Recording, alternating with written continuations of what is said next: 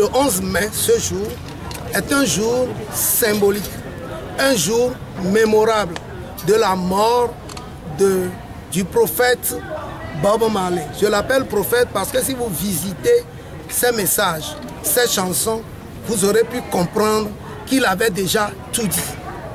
Il avait déjà tout dit sur l'éveil de la conscience des peuples africains. Et c'est pour cela que je consacre, moi, solennellement, ce jour du 11 mai, journée d'éveil de la conscience des peuples noirs.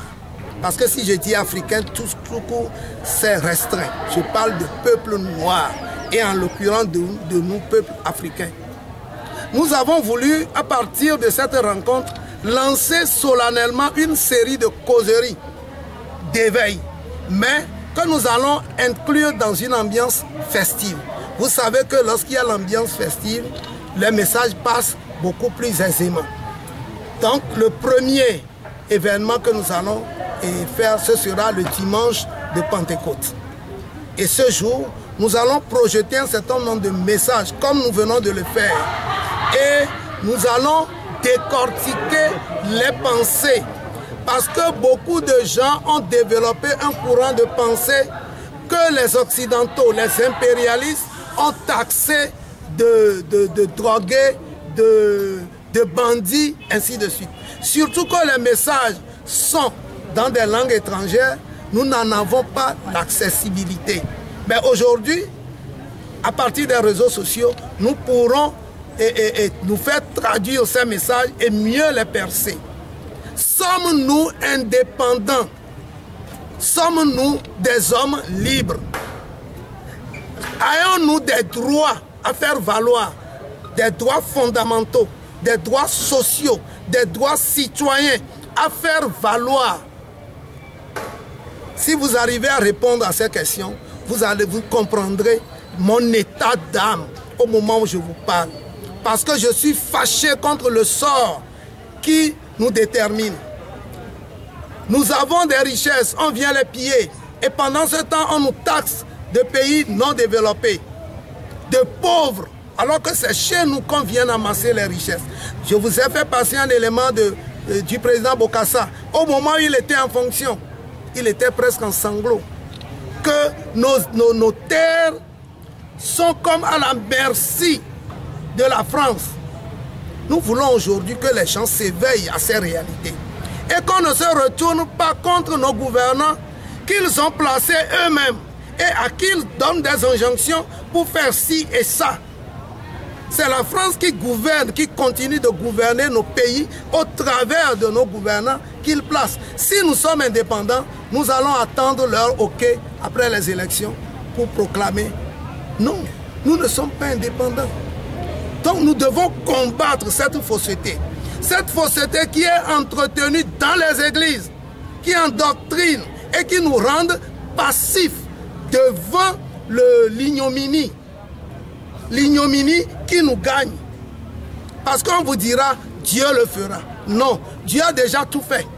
Et c'est ce que tu mérites qui t'arrivera. Si tu veux être riche, bats-toi pour mériter ta richesse. Parce qu'on ne fera pas une autre monnaie pour toi spécialement. Ce que tu dois avoir comme gain, c'est déjà là. Il faut te battre pour mériter. À partir du 8 juin, qui participe à ces soirées? Tout le monde participe parce que je veux ces causeries-là populaires. Je les veux des séances d'échange. Je les veux aussi bien nourries que possible par les idées antagonistes pour que enfin nous ayons un courant. Je voudrais développer un courant de pensée, de comportement. Il faut que le Togolais aujourd'hui se montre instruit. Pas instruit à la manière dont nos colons ont voulu que nous le soyons, mais instruit de façon générale. Dans l'imbu de leur réalité et du terroir, aussi bien que les réalités occidentales. On nous a toujours menti. Aujourd'hui, on est en train d'empoisonner notre environnement agricole. Nous ne mangeons que des produits nocifs. Mais nous nous sommes tus. On ne s'est jamais arrangé pour produire par nous-mêmes les meilleurs produits. On est là. Notre environnement est fourni que de produits nocifs.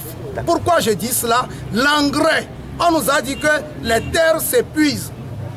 Si les terres s'épuisent, ma foi, ma forêt sacrée de baie allait déjà être décimée.